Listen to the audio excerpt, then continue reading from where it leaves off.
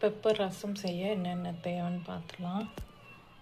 கொஞ்சமாக மிளகு, ஒரு பச்சை மிளகா, கொஞ்சம் ஜீரகம், பூண்டு, 2 தக்காளி, புளி ஊற வச்சுருக்கேன், கொஞ்சமாக மல்லி இலை.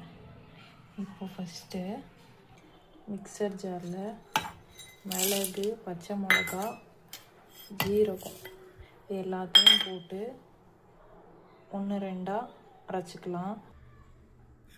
இப்போ இதில் பூண்டை ஆட் பண்ணி அதையும் அரைச்சிக்கலாம். இப்போ இது எல்லாத்தையும் ஒரு பவுலுக்கு ட்ரான்ஸ்ஃபர் பண்ணிவிட்டு இதே மிக்ஸி ஜாரில் தக்காளி போட்டு 1-2 பேஸ்ட் மாதிரி அரைச்சிக்கலாம்.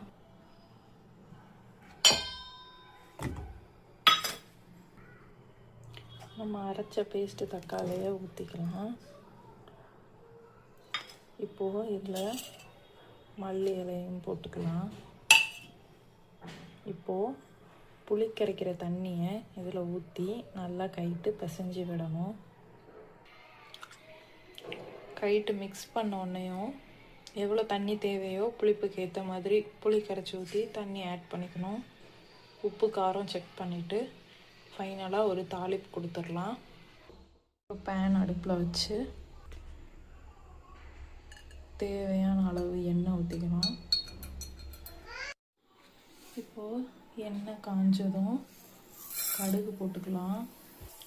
கடுகு நல்லா வெடித்ததும் கொஞ்சமாக வெந்தயம் போட்டுக்கலாம். இப்போ கருவேப்பிலை போட்டுக்கலாம்.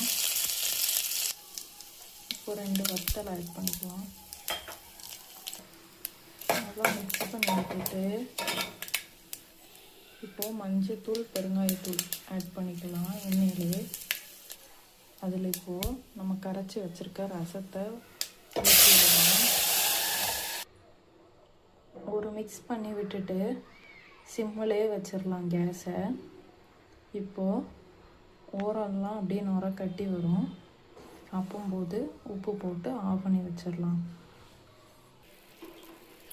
இப்படி எல்லா சைடும் நுர கட்டி வந்ததும் உப்பு ஆட் பண்ணி மூடி வச்சிட்டா ரசம் ரெடி.